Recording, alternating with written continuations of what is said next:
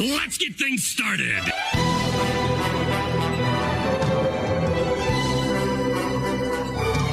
hand of mine glows with an awesome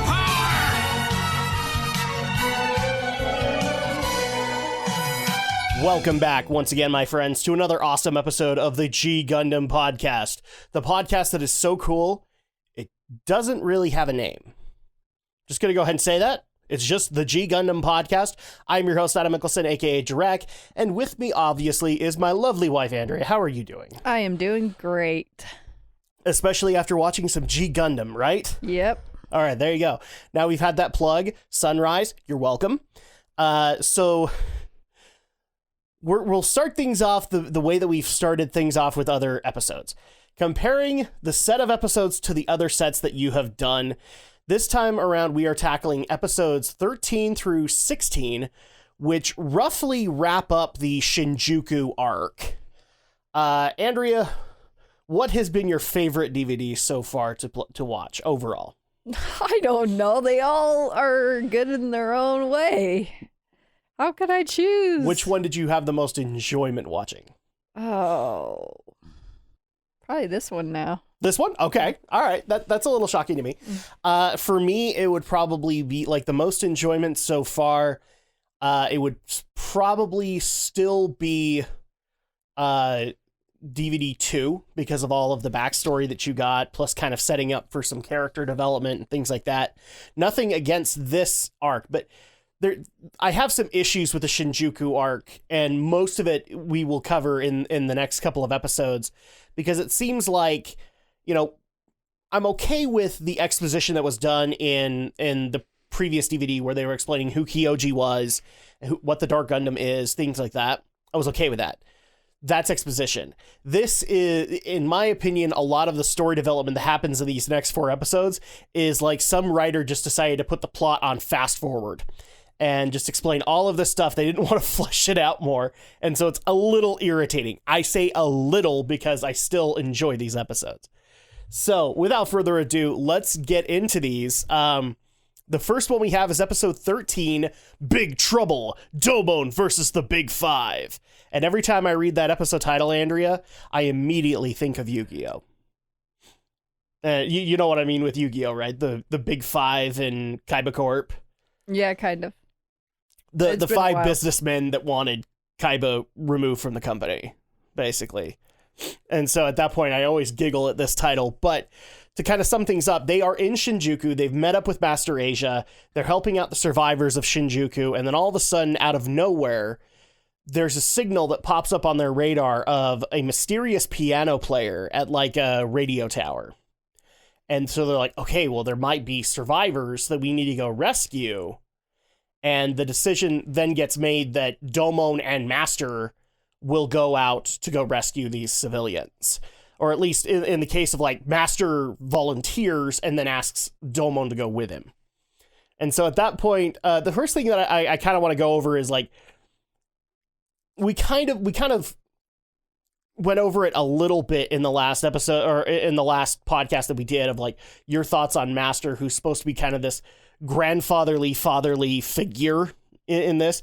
And so walking into this, that's how you kind of perceive him, right? Yeah. He's like this noble father figure mentor character. And here we actually start to see maybe something else surfacing a little bit, maybe a little bit more aggression than he has normally shown in the one episode that we've had with him. He actually starts talking about getting bored in the fights and things like that. So after a while, after fighting a number of the Dark Army fighters... Oh, this is actually a question that somebody else had.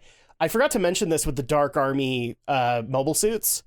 How did you feel about them having 4 legs as opposed to 2? Because you remember, like, they start off with that 4-legged mode, and then if they lose those legs, then they go to a 2-legged mode.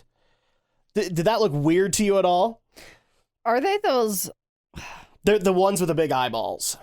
I didn't even notice they had 4 legs, to be honest. It's kind of hard to notice, right? I didn't even know they did. You want me to be honest with you? I didn't notice they had 4 legs until I got a model kit for them, like a little action figure thing, and it came with 4 legs, and I'm like, they have 4 legs? And then I went back and watched the episode. And I'm like, holy crap, they have 4 legs. I didn't even notice. Kind of thing. So yeah, it's kind of an interesting thing. But Domon or Master decides to make things interesting and have Domon and him race to where the civilians are. So already kind of a bad idea considering all of the forces around them. They are in enemy territory, but they both kind of go along with it. And Domon has probably a more interesting race than Master probably did, because he starts running into Chibity Crockett, Argo Gulski, Sai Shi, and George Desand, but they aren't as welcoming as they've been in the past. What did you think about those? Like, let's go over them kind of one by one. So he meets up with Chibity on a ghost subway train, and immediately they get to fighting. What was your take on the change in behavior with Chibity? At first, I thought, is this some kind of like he ran into some gas cloud or something, and now he's having illusions of him fighting against them, and you're like, what? It's definitely weird, but we already kind of know that all of them have this designated rivalry with Domon, and so at that point, it's just like, okay, well, maybe they're just engaging in that. But one of the things that kind of throws you off is they have a different kind of look in their eye, and they seem to be noticeably stronger compared to when we saw them last. Well, yeah, but it's like, since when did they? Well, except for what's his name, Argo. Except for him, you're like, the other 3 don't sound like they would be pulling those kind of stunts. Well, compared to the other 3, Argo looks like nothing's happened, because you kind of guess that he probably could pick up a train and throw it. It's like, well, I mean, we've seen him do other feats of strength. No, but I mean, it's like, you wouldn't see the other 3 going just randomly just picking a fight with Domon anyway. No, they'd wait to be provoked, kind of thing. I think Argo would as well. Because here's the thing, the record that we have with Argo is he doesn't fight unless he wants to. Yeah, but the next one that gets revealed, in my opinion, he is the weirdest of them, and that's Sai Shi, where he's like watching from the sidelines like a Bond villain in his chair, just like, don't worry, bro, we'll eventually get to you sooner or later. It's like, they kind of paint Sai Shi out to be like the mastermind of this whole plan. It's like, given the record we have with Sai Shi, I don't believe that in the slightest. I don't think he's this battle genius. That was the weirdest to me. What did you think of Sai Shi in the chair watching Domon fight Chibity? That'd be so Sai Shi for you. Really? Yeah. Really? Because I just like looked at that and went, no, that's not what I would expect. I'd expect maybe like George to be there.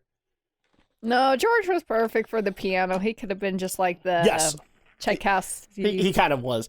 The third one was Argo, and like we said, he's basically hurling trains at Domon, which at this point, like given the feats of strength we've seen from Argo so far, I mean, we saw him punch through a wall. Is lifting a train that far off? Well, they must have eaten them. Well, no, not only did he punch through a wall, he grabbed a fuel line, crushed it, and that's what lit it on fire.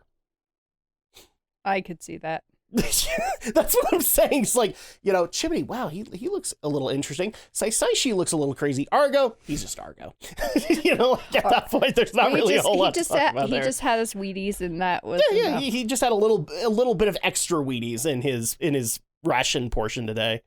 And then finally, we do actually get to the radio station, and it's George playing on the piano. And he's the creepiest, in my opinion, because he, out of nowhere, decides to, like, anytime he says something to Domon, just slam the piano. It's like, why do you think that I would be the only one here? It's like, okay. Can we have an encore, please? But not of the... No, but maybe playing chopsticks. I think he's a little past chopsticks at that point. But yeah, we find out that all 4 of these fighters, who are considered rivals to Domon, have now found themselves in league with the Dark Gundam, and they're praising a great man who gave them great power. And so the presumption is it's Kyoji. Kyoji has given them power, which obviously pisses off Domon to no end. But let's get back to that in a second, because while all this is going on, Rain is kind of doubting of the plan and thinks that they should go with more people. So she kind of insists to go with Master and Domon until they split up to go do their race. At that point, Domon kind of insists that she stay with the Shining Gundam to fix its right hand. And while he's off racing and dealing with Chibity and Saisaishi and all them, the Dark Army basically kind of come in and entrap the Shining Gundam with her inside it. So she tries to hold them off for a little while, and then the unthinkable happens. She has to don a fight suit from the mobile trace system so that she can fight them more accurately. Han, we need your opinion on the whole process here of her putting on her mobile trace fight suit. Why does it look like it is such a hard thing to put on a frickin' leotard? Well, it is supposed to be a skin-tight leotard that can measure all things, including metabolism. Well, yeah, but it's like, how could that look so painful? Well, trust me when I say this, like, that's what they try to show with the initial Domon putting on the fight suit. Oh, yeah. But you can't tell because, like, he's a fighter, so he's, he'll be grunting and all that anyway. But they don't kind of really show that he's in pain. And I'm going to go ahead and say this because it has to be said. I would actually debate in some of those scenes, you can't tell that she's in pain. She might actually be enjoying it. Otherwise, it'd be like, it's so tight. Yeah, she's complaining about it being tight. The other thing that I know some people brought up is, how did you... So... we love to make fun of the fact that, in Domon putting on his fight suit, there's an emphasis on his ass at one point. And in this one, they do an emphasis on her butt, but instead it looks like a swimsuit going into her butt and thus becoming like a G-string, like a thong bikini kind of thing. Yes. So what do you think of that? Was that like, ew? If the rest of the suit wasn't either, if it wasn't pink or so, then you got to question that. Well, that's why I'm saying it looked like a swimsuit, because the pink parts of it, like combined with the black outline, it looks like they're supposed to form this like sexy swimsuit on her. I know, that's why I'm like, the black would be like the part where, it would cover... It would cover up the naughty bits. But it's like, oh my gosh, if you didn't have it, if the rest of it wasn't pink and it was like not there, then you're like, what the heck? What the heck, right? I have to ask this question. Which looks more like a stripper outfit? Her regular everyday attire or this? Maybe this. Yeah, I kind of wondered if you were going to be like that, because, I mean, I could tell in a couple of scenes where they have Rain in her regular outfit, you're just like, you kind of have that cringe going. It's like, that's not how that would work. But this one, I want to say you were full cringe when she was putting on the fight suit the entire time. I would just... Except maybe outside when she was pulling her hands out of it. Probably. But... I would just facepalm. Yeah. If somebody said that you had to wear that to save the world, would you? I just can't imagine what Domon was thinking when he saw her in that outfit. I don't think he was thinking, but... Well, they were kind of dealing with a bunch of stuff when they met back up.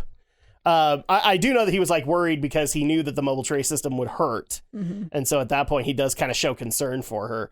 And it, like I said, it isn't shown very well, but I will say this. We will get an episode later where we actually do see the mobile trace system as a painful process kind of thing. I can't imagine how the thing that also makes it a painful process is that it gets augmented towards the fighter.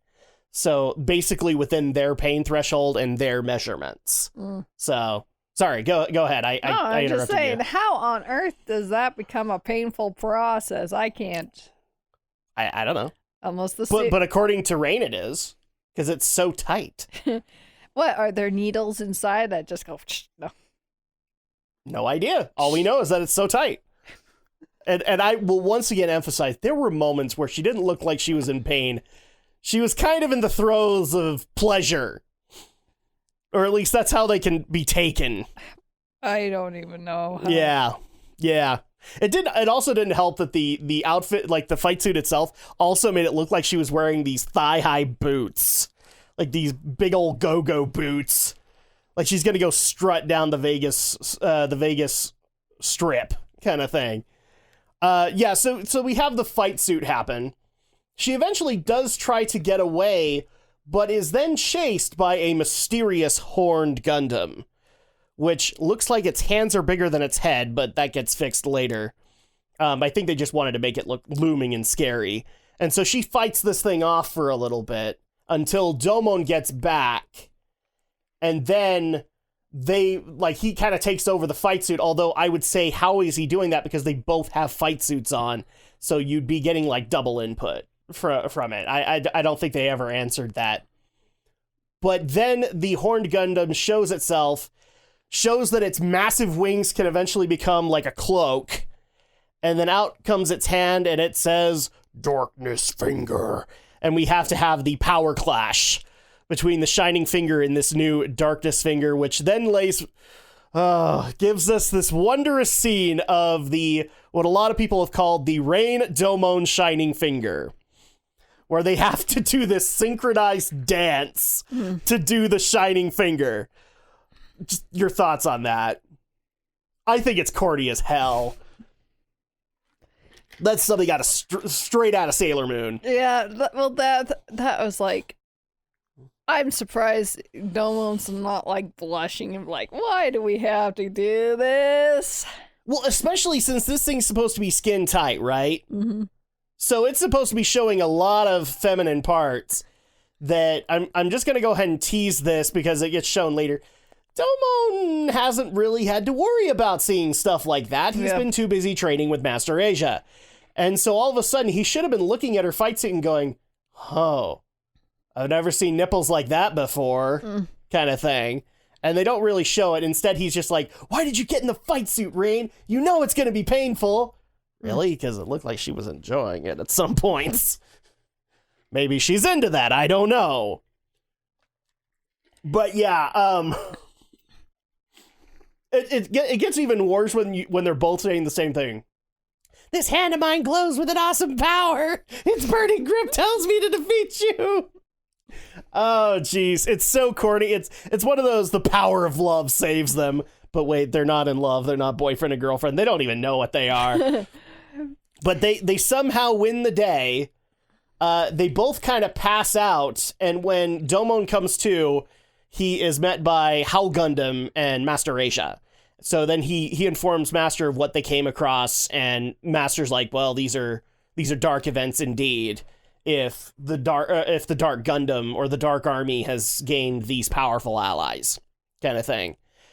And that kind of leads into so final verdict on episode 3, Big Trouble, DOMON versus the Big Five. Where does it scale out of 5?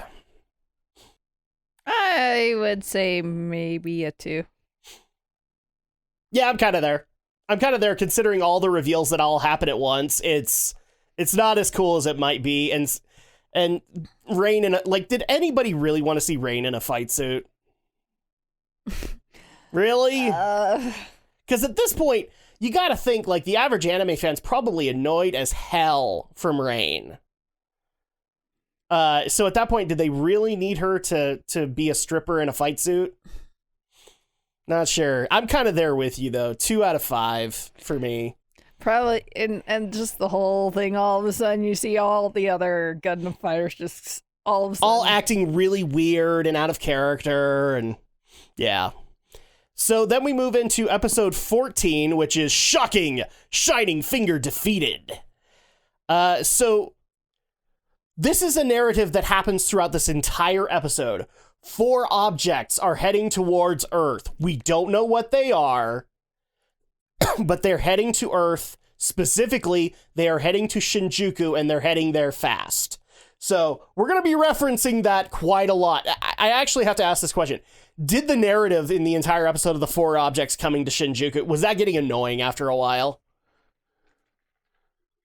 The 4 objects? Yeah, the 4 objects coming down to Shinjuku. Okay, what was the question? Okay, so the episode begins with a narrative of like 4 objects coming to Shinjuku at a very high speed. And it's mentioned a lot in the episode. Did it actually get annoying to you how much it was being mentioned? Yeah. A little bit, yeah. So we keep on hearing about this, but you start to see Rain getting a little bit suspicious of Master Asia. So much so that she actually sees him like going off into an abandoned subway station and decides to follow him and see what's going on with it, where she then ends up in a weird hallway that basically has these weird neon lights that apparently hypnotize her and get her to walk down the hallway. And we'll come back to that plot thread in a second. What did you think about that whole concept? Like, lights make you hypnotized? What? That was a weird sequence. It kind of was, wasn't it? That was me. Because they kind of they try to make it out in the dub of like, they're not hypnotized. They know where they're going. And you could see kind of in the dub, it's just like, yes, I will follow. And it's like, it's more clear that it's hypnosis kind of thing, that they're being hypnotized. Meanwhile, while this is happening, Domon and Master start to talk about how, you know, the four Gundam fighters, as well as this mysterious Horn Gundam, have shown up. In the meantime, also talking about Rain and Master basically doing the fatherly thing of like, you shouldn't treat a woman like that, Domon. The way he talks about her. But then they get attacked by a wave of Dark Army mobile suits. So they start fighting it off until Master basically mentions they're going to keep coming without end until we defeat the General, which we then find that Gundam Rose is actually leading them. And so at that point, Master Asia says, I'll take care of the rest. Domon, you go fight George, kind of thing. Which then leads to the other 3 coming out and fighting Domon all at once. And so you have like this kind of pinning moment that's happening. Back to the Rain plot, we find out where she is going. And we also have a couple of other realizations happen. She ends up into a room full of capsules that actually have, and we didn't really mention this in the previous episode, but we got to see what a pilot of the Dark Army looks like. It's basically an entire human skeleton covered in DG cells. And we get to see a bunch of capsules that look just like that. But what's even more shocking about it is that there are capsules with the various support crews of the other 4.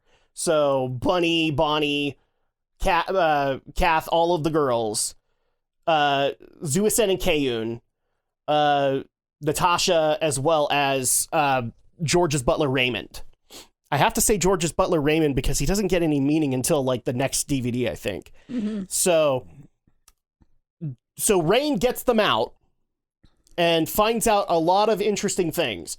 So we'll go over them kind of piece by piece, but all the while this is happening, the 4 are fighting Domon. And we find out that the scenario for all of them coming to Shinjuku was the exact same. They got challenged by Master Asia, and then at some point in their fight, they black out and they don't remember anything of what happens. We're talking the support crews. Somewhere in the middle of the fight, they black out. They don't remember like days, and then they find themselves in those capsules. All right. But at the same time, they also remember that the 4 were being led by some mysterious light offering them power. And that's the reason that Chibity, George, Argo, and Saisaishi are the way they are right now. But the one thing that was leading them all was Master Asia. And so at that point, Master Asia comes in and basically does the big reveal of, you haven't figured out my secret identity! And the How Gundam falls out, or explodes off, and we get to see Master Gundam, his new Gundam, the horned one we had seen in the previous episode. So, really quick, the Master Asia reveal. How did you feel that was executed? Yeah, it was okay. It was only okay. Yeah. What was wrong with it? I don't know. I guess it probably seemed a little too soon to be revealing that, in my opinion. Didn't it feel like if they had spent like 2 or 3 more episodes in Shinjuku, that could have been a little bit more justified? Or make it a little bit more subtle. And maybe have conflicts with this new horned Gundam that we don't know what it is. Probably. Instead of just having the one. Because it just seemed like you just barely... I mean, you only hear Domon talk about him maybe once or twice, but then you come across It would have been great to hear some backstory on Master Asia. Maybe at some point he adopted different philosophies or something like that. This is why I'm saying, like, this is the problem I have with these 4 episodes. They would feel so much better if you had 2 or 3 episodes, like, shoehorned in there for character development while fighting the Dark Army, and then you do these reveals, kind of thing. I mean, it wasn't a bad choice to do something like that, but I think it should have probably not seemed like it was too soon to just say, oh, well, he's good in this episode, and all of a sudden he just turned like that. It seems a little weird, because up until this point, Master Asia hasn't really done anything that is suspicious, aside from the whole rain thing. He starts walking off to a subway station, she decides to follow him. But at that point, it could be like he's sneaking off to go meditate or whatever, you know? Stereotypical Asian master. He probably goes and does that, and he lives off of the energy of the universe, kind of thing. I mean, there could have been probably a few more episodes where you could have seen, more interaction between. Yeah, but like him wandering off once is not necessarily evidence that he's evil. Yeah. So, okay, we're talking about a lot of the build-up here. The reveal itself, how did that go for you? Well, I thought when he came out and said, "You haven't figured out my secret identity!" And then he reveals Master Gundam. I mean, that was a great reveal. That was cool. Mm-hmm. That was cool. I will say that. Like, it's bombastic, but at this point, bombastic is kind of like par for the course in this series. So at that point, it makes sense that he would reveal the way he did. Because it's like, he trusted him, and now he's like, I can't believe that, but I'm not. Yes. So the reveal itself, you like. You just think, you kind of have the same problem with me, is that they could have built it up better and made it have more meaning. Let's get into, because we apparently failed a little bit in a previous episode where we didn't go into our thoughts on Scythe Gundam. Let's get into Master Gundam, because this is actually going to be a Gundam we see quite a bit. Your thoughts on the overall features of Master Gundam? Cool, not cool? How did it look to you? It looks pretty good. See, one of my favorite features of it, and it never gets done again in a Gundam series, is the whole cloak thing.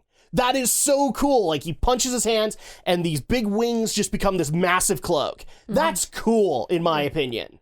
But the other thing I also like is that when he's doing like his like all these rapid punches, you could see his arms detaching, and there's cables attaching them to the mobile suit. So it's like they're moving so fast that you can't. It's almost like Zio's Red Battle Zord, which is like boom, boom, boom, boom, boom, boom. And I love that because it matches so much better than this big hulking exterior that was HAL Gundam.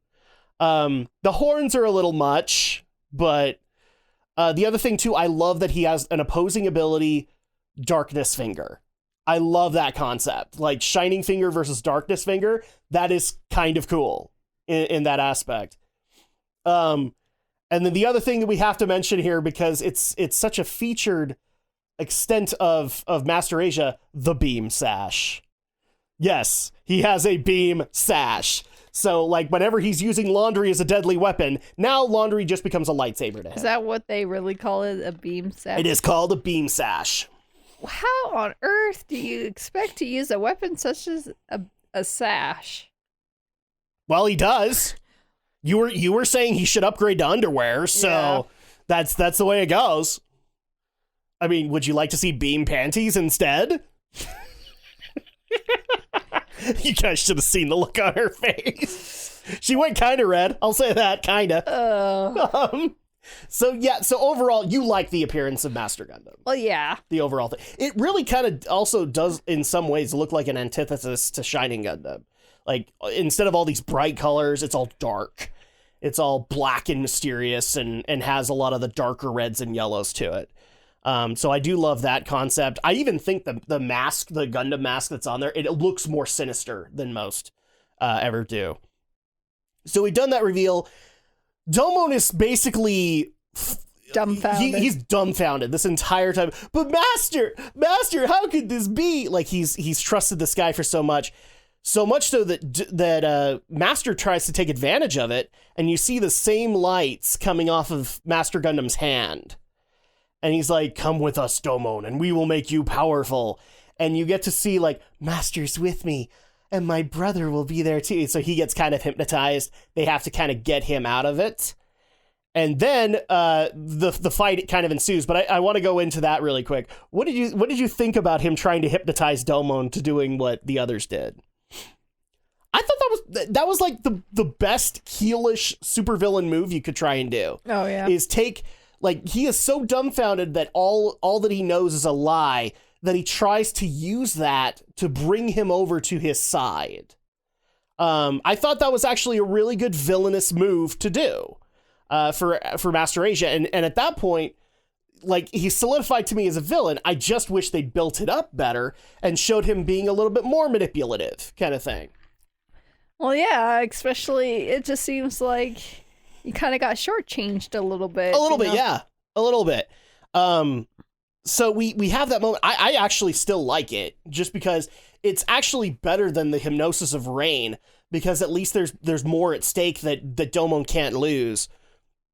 So we then get into the fight between Shining Finger and Darkness Finger again, only this time he doesn't have Rain in the cockpit.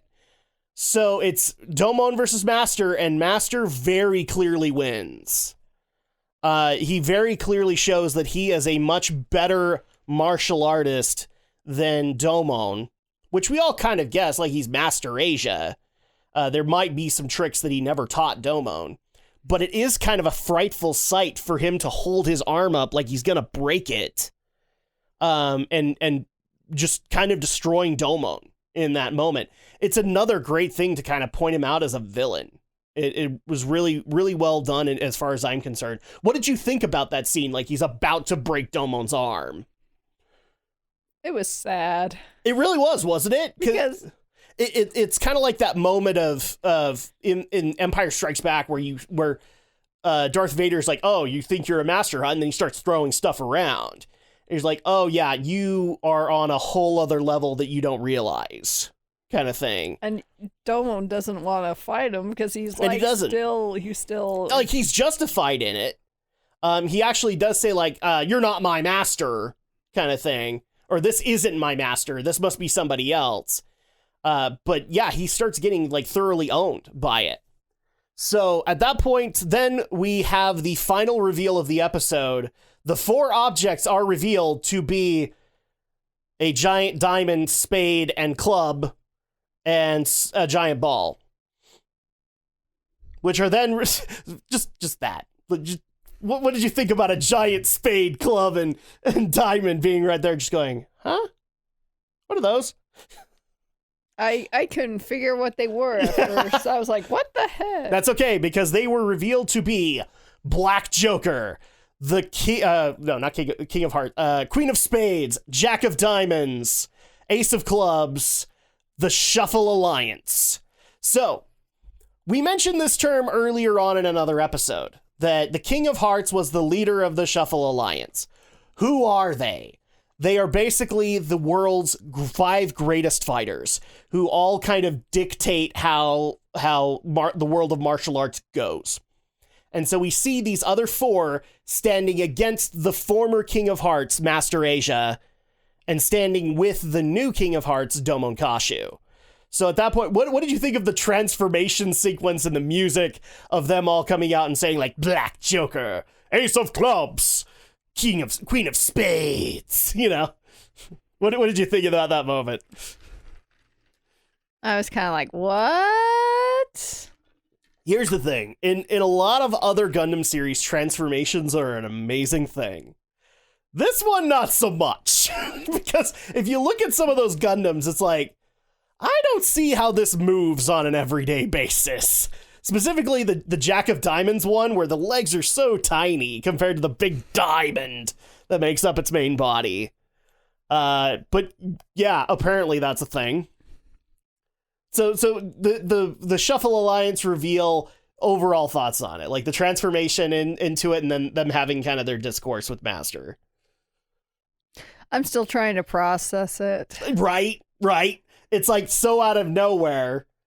It almost looks like they could have built this up. I'm surprised. And talked about the Shuffle Alliance and how important they are, and then have them revealed, because then you as the viewer are like, okay, Domon's ready to go, because now he has these super powerful 4 mobile suits that can go up against everybody, kind of thing. But instead, you're just like, well, they look really silly. Okay. I'm surprised they don't get together like once a week and play strip poker or something. No, that would be unfair to Black Joker. True. No, she's the only woman. That'd be Master Asia's. Besides, one of them's like 70. Do you really want to see that? No, not really. That'd be Master Asia's thought of choice. Oh, ew. Somebody's going to point out a fanfic somewhere. Thanks, hon. I appreciate it. And then we have the final moment in this episode where basically Master Asia, like, he decides not to crush Domon that day, but from then on, Domon is no longer his pupil. And he basically gets disowned. And so we see that Domon's affected by that too. Like, he falls to his knees. He's like, I'm no longer a disciple of the undefeated of the East.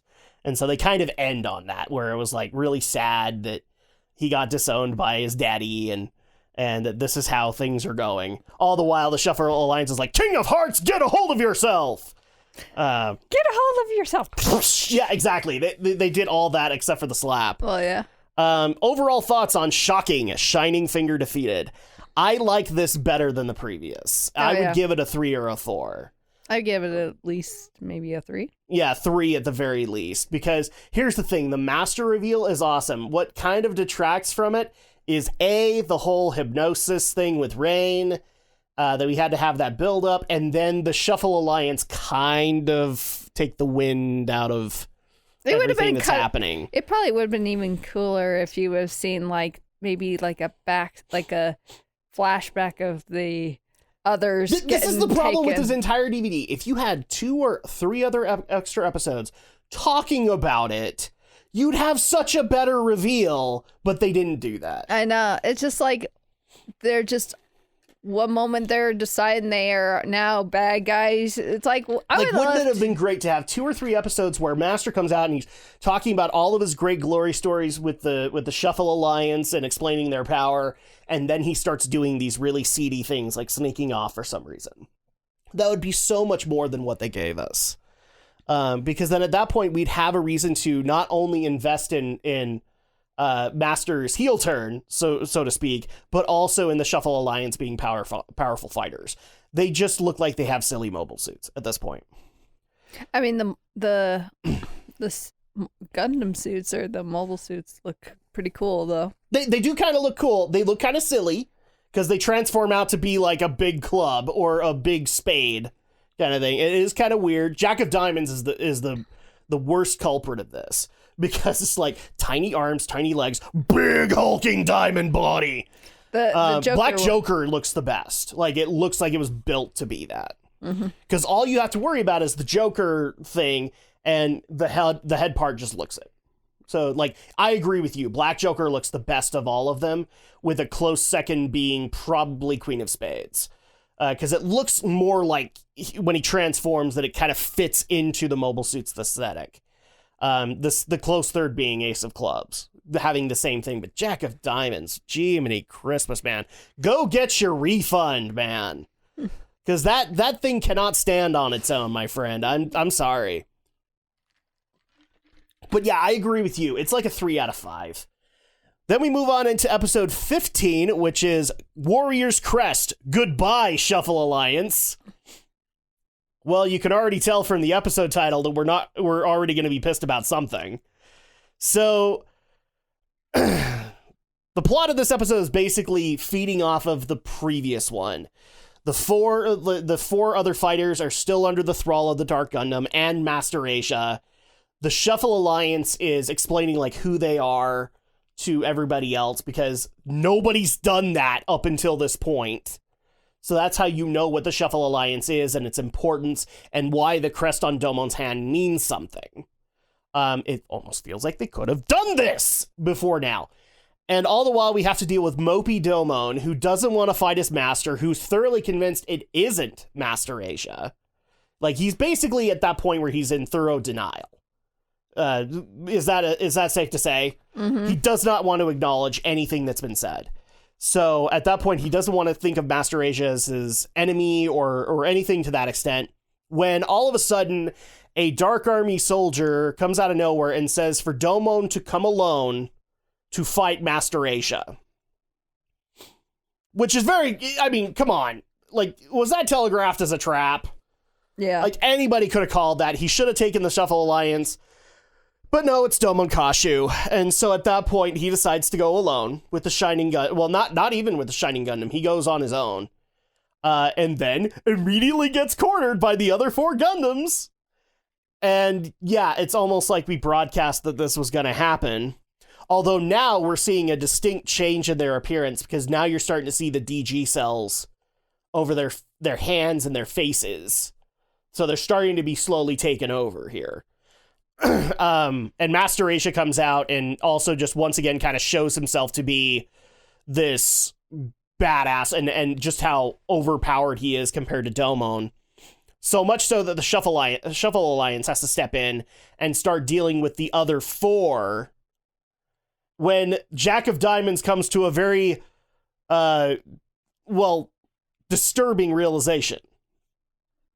And this comes out of nowhere. It almost feels like it could have been hinted at. It turns out that Chibody Crockett, George Desand, Argo Gulski, and Saisaishi are the 4 successors of their Shuffle Alliance crests.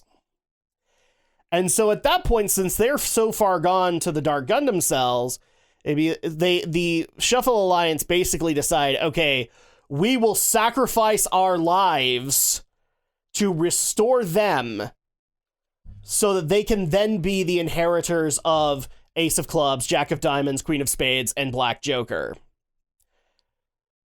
Let's get into that really quick, and then I'll explain who gets what. But first of all, no hinting whatsoever that these guys are going to be the successors to the Shuffle Alliance. None whatsoever. Like, how did you feel about that? Would it have been nice to know, like, if they were hinting at it? Of them being the successors? Yes. Well, they must have had a reason for as how much involvement they are. Yeah, but would you as a viewer would have liked to have seen them hinting at, like, okay, there's more to Chibody Crockett than meets the eye? Probably yes. Yeah, it's kind of thrown in there. And then all of a sudden, the second part here, them sacrificing their lives saves the others from Dark Gundam cells? I don't know how that is supposed to help. I mean, okay. The most that we knew that could be cured about Dark Gundam cells was you had to go through a treatment. Because we know that Sate went through it. Yeah. But no, sacrificing your life, that totally works. That's Dragon Ball logic that does not deserve to be in this show. Like, I'm just going to go ahead and say it, especially with the other piece of Dragon Ball logic, that whenever you sacrifice your life, your mobile suit as well as your body becomes stone that crumbles away. Shit don't make sense, people. That's all I'm saying. Like, don't do that stuff don't put the whimsical fantasy stuff in something that's supposed to be sci-fi. It just doesn't fit very well. Yeah. So your thoughts on that, like them sacrificing their lives to then give the crests to their respective successor. That just seems out of nowhere. I'll tell you the one that was really, really awkward was Black Joker holding Argo Gulski. When you could tell like she's barely holding on to him because of his not because he's heavier, the sheer size of the guy compared to Black Joker. It's very out of nowhere, right? Yeah. Yeah, that's kind of the issue with it. The other complaint that I do have with the Shuffle Alliance, at least as far as fighting styles, they're portrayed to be the 5 greatest martial artists in the colonies and on Earth, right? Okay. Master Asia, the former King of Hearts, he does use martial arts. Ace of Clubs does also as well. Queen of Spades uses throwing daggers. Jack of Diamonds uses fire and also daggers. And Black Joker uses whips. What part of that is martial arts? I don't think... It would have been cool. Like, if the whip is part of their theme, that's great, but it would have been cool to actually also show them doing martial arts, too. And they kind of failed on that one. Again, it almost feels like they should have had 2 or 3 episodes to build up on these martial artists to show how badass they were. Mm-hmm. But no, we're not doing things that are logical. We then have the final moment of this episode after they have sacrificed themselves. Master Asia comes up, calls them a bunch of fools, and smashes Black Joker's head in the Master Gundam's hands. And that's basically the turning point of DOMON basically saying, you're not my master. Because my master would not do that to the Shuffle Alliance, kind of thing. And I actually liked that moment. It was actually a really cool wake up DOMON moment. Is you see your master very clearly do something in your portrayal of him he would not do. And all of a sudden he's like, nope, you're not my master, I'm not your student, and that's the way it is. Kind of thing. I like that ending to it. Especially considering the previous one where he was just dumbfounded. How could Master do this? I don't understand it. This is actually one where I would probably tie it with the previous episode, and so it'd be a 3 out of 5 for me because they go so well together. Oh yeah, kind of thing. 3 out of 5 too. Again, my complaint here is it would be great to have more character development, but if you had that character development and then having those 2 episodes together, it still makes sense to have them that way. So then we move into episode 16, Ultimate Power and Evil, Rise of the Dark Gundam. So it's time, boys and girls. It's time for the Dark Gundam to finally rise. So basically in this episode, earthquakes start taking over Shinjuku. They happen way too much. But that's okay because earthquakes are not the problem here. What the problem is that none of the defending soldiers at Shinjuku want to work next to George, Chibity, Saisaishi, or Argo because they were enemies up until that point. Kind of logical, I would say. Like, up until then, you've been kicking their ass, so why should they trust you to have their back? I mean, they try to make it out to be trivial, but it does kind of make sense, right? Yeah. I never understood why they did that, but then also you have them kind of, I want to say bemoaning the fact that they are the successors. This is again why I think they should have built up the Shuffle Alliance so they could be more respectful. And maybe, like, you could still have people like Chibity being disrespectful because they were mind-controlled at the time. So they didn't know all of this. I especially love that Chibity hated being the Queen of Spades. Like, why do I have to be? So, yeah, let me explain this really quick. So, Argo is the successor to Black Joker. Saisaishi is the successor to Ace of Clubs. George is the successor to Jack of Diamonds. And finally, Chibity is the successor to Queen of Spades. So now they are all the 5 Shuffle Alliance members. And DOMON is going to lead them together against the Dark Gundam. We're all doomed. That's at least my kind of viewpoint on the matter. But we get to have this little bit of conflict. But then massive earthquake hits. And they all end up in the subways, basically. They're all separated. I think it was, It was Chibity and George with Rain for a while there. Saisaishi and DOMON were together, and then Argo was with everybody else. Yeah. And so they're basically trying to find a way to get back together to be able to fight off the Dark Army should they come, kind of thing. But all the while, we start seeing Master Asia like looking at this pile of wires and saying like, it's almost time. It's almost time. So we're guessing that this is the cocoon of the Dark Gundam. Like, this is where it's going to rise.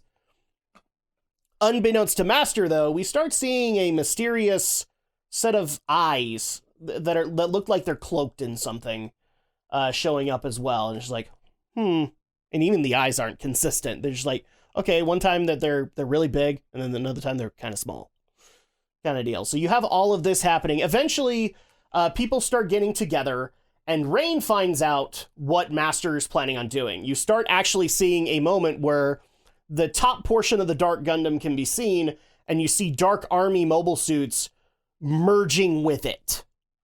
Almost like they're feeding it, kind of thing. And this is supposed to be the whole self-evolve aspect of the Dark Gundam, is that it's using its own soldiers as fuel to power this evolution, kind of thing. Which I actually liked that concept. I thought that was creepy as hell. Did you have anything you wanted to add to that? No, that was kind of creepy. It was really well done, and especially in how they have Rain kind of just go like, they're feeding it, kind of thing. And you didn't think about it that way because it just looks like they're merging with it. Like, oh yeah, it could technically be eating them. Overall, they all get out. Also, thanks to the unknown person that we're not sure who it is. Like, he said something here and there. He actually helps Rain get out to warn everybody that the Dark Gundam is actually beneath all of them in Shinjuku. So underneath the Shinjuku Tower is where the Dark Gundam will rise. And at that point, we're led into the main event. The Dark Gundam itself rises with Kyoji at its shoulder and Master Asia laughing, going, ha ha ha ha, we have succeeded. Thoughts on how the Dark Gundam looks? It is weird beyond belief. Right? It's like a merge of a bio-lizard looking thing with a... Yeah, kind of. Yeah, Sonic Adventure 2 bio-lizard. With the attachment of a robot. I was like, what the With heck? a big robot head, but up on top of it, a smaller upper section of a mobile suit. I know. I'm like, what? This is the weirdest effing mobile suit I've ever seen designed. And I hate to tell you this, it only gets weirder as the series goes on, because this thing will self-evolve again. But they it will keep certain features, and yeah, it looks weird as hell. But then we have the moment that everybody's been waiting for. Domon is supposed to crush this thing, right? Well, doesn't really happen that way, should say. He gets into the super mode and actually gets ready to deal the final blow, but then suddenly remembers that it's his brother that's piloting it, and the love that he apparently has for his brother, even though he's basically been spitting on his grave this entire time leading up to this. And he, quote, misses, so much so that the Dark Gundam absorbs the super mode's power and enables it to fully rise. So at that point, what did you think about that? The Domon hesitates last minute. After how much griping he did against... Yes! And then all of a sudden, now you care? Now you care about... You have been pissing on his grave all this time. Like, Rain has shown caring. Like, she, in the Neo Egypt episode, she's like, but you're going up against your own brother. And up until this point, he's going, no, he's not my brother anymore. He killed mom and dad. I'm going to kill him. Kind of he's not said anything nice about this guy until now, where he's like, Kyoji, my big brother. And all of a sudden, that's what causes him to hesitate. Really? Oh, that was so badly planned. Until the Dark Gundam decides to awaken and come out. Yeah, it's coming out. You can stop it from fully evolving right now. And you can have this part of your life taken care of. But no, big brother. And then he falters. No, you needed to do that harder so the mic can hear it. Face palm. Jiminy Christmas. Yeah, it's horrible. Horrible payoff. And I get it, because normally Gundam series last longer than, 16 episodes. But yeah, it really feels like they shouldn't really have had this moment yet. Because then you have that poor delivery. Domon, it's no time to have cold feet now. Yeah, it really should have been like you see the other people winning for a little bit and they have to move the Dark Gundam so that it doesn't lose all of its evolution at that point. But no, we had this moment where, and here's the other thing I want to ask: does it look like it's a final form? Does it look like it's complete? Because I'd say with all those wires sticking out, it almost looks like it isn't. Like it doesn't even have feet yet. Not kind yet. Of thing. Yeah, it really doesn't look complete. And they were just saying like, it's complete and its power is awesome. And I'm like, really? Is it complete? Because it's missing a few things. Kind of deal. But we also get a reveal of Schwartz Bruder, who actually helps them to escape after the Dark Gundam escapes. It helps. He helps them to escape. He is Neo Germany's Gundam fighter.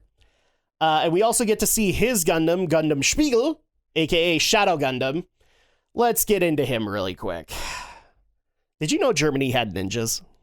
No. I didn't either, but apparently they do. So Schwartz's outfit, like part of it looks like it could be German, but then we have his fight suit, which is basically the German flag as his fight suit, including a ski mask with a Gundam tiara that is in the same colors. It looks like he looks like a Does wrestler. he look freaking silly? He looks like a wrestler or something. Yeah, kind of like a masked wrestler, a little bit. And what hurts me even more is, so he has like the, I don't know what it's called, but it's like that wool inside of the officers' coats. He has that coming out of his fight suit. Like, why? Why? It doesn't make sense. Also, Shadow Gundam. It's a ninja too. But it was a cool looking one. I actually like Shadow Gundam. I like a lot of how it was designed. We didn't get to see a whole lot of the other things that I like about it, but really? The first thing you think of with Neo Germany, and it's ninjas? What? What? It almost feels like this should be Neo Japan's Gundam. I know. It probably would fit much more. And I get why they didn't do it, because like Shining Gundam, like with most Gundam mobile suits, has a samurai aesthetic. So at that point, like, that's why they didn't do it. But like, there are other countries that you could have done that would have made sense with ninjas. Germany is the one you go for? Like, I would think you'd have big hulking Gundam from Germany. Not ninja. And the only thing that looks remotely German on the thing is its helmet, which looks like a World War II battalion helmet kind of thing. But that's it. It's all like ninja aesthetics. What the heck? And here's the funniest part too. Shadow Gundam looks more like a ninja than Schwartz Bruder does, because it's all black. Mm-hmm. It's like, I mean, I love it. I love Shadow Gundam, and I actually do like the character of Schwartz Bruder. But yeah, this is a really weird way to introduce him out of nowhere and just say, oh, well, he was observing the Dark Gundam. He didn't feel like he should have helped the people of Shinjuku at all. Nope, apparently not. So final thoughts for you on Schwartz Bruder as well as Shadow Gundam. I mean, it was a cool aspect with the ninja part. Kind of just it looks like, really what? weird. But overall, I think it's like, ooh, it's like one of those rebel looking guys that's like wanting to fight for the good cause or kind of, yeah. He looks like a German military officer, so at that point it's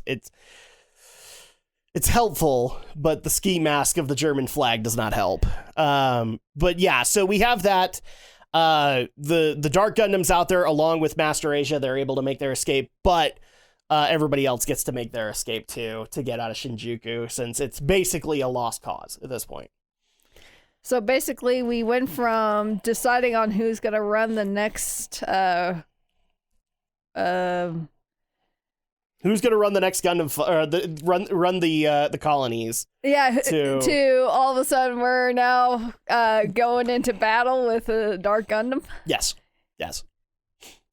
Let's forget about fighting. Don't question it. It's just, that's the way it's going. We're just going to forget about challenging other Gundam fighters and eliminate them, and we're going to all band together and fight for the common good. Nope. because next DVD will be all at each other's throats again. Yeah. So yeah, the inconsistency, that name is G Gundam, but I still love this series. Final verdict on Ultimate Power and Evil: Rise of the Dark Gundam. I'd give this a 3. Because there are some things done well, but it's kind of held down by all the things you didn't do well. That it kind of like it kind of balances out into a middle of the road kind of episode. Yeah, I'd say 3 as well. Yeah, because like the master reveal was so much better done than this, especially with the buildup that we've had up until this point with the Dark Gundam. It was very disappointing. And yeah, that's going to go ahead and do it for us this episode. Thank you guys so much for joining us. Thank you for continuing to support this podcast. We will continue it until it's finished. And obviously, continue to support it on YouTube. If you want those episodes to stay there on YouTube, please support the episodes there. If you don't, I'm going to remove them. And I know that a lot of people are would be very disappointed by that. So make sure to continue to look at those, to listen to the episodes. Tell us what you think. Like the videos if you like them, and obviously subscribe to the channel if you love them to see more, because we're also debating whether or not to do other anime this way after G Gundam. So at that point, like, let us know, like, comment, subscribe, all that fun stuff. And if you want to reach out to us, the best way to do so is on Twitter. You can reach out to me at Drak2326 and ask me questions about stuff we didn't cover. Or you can reach out to Andrea at AMS Mickelson. And I'll have that spelled out in the comments below because a few people have been asking. You guys can reach out there as well. And also, we have talked about this on the stream.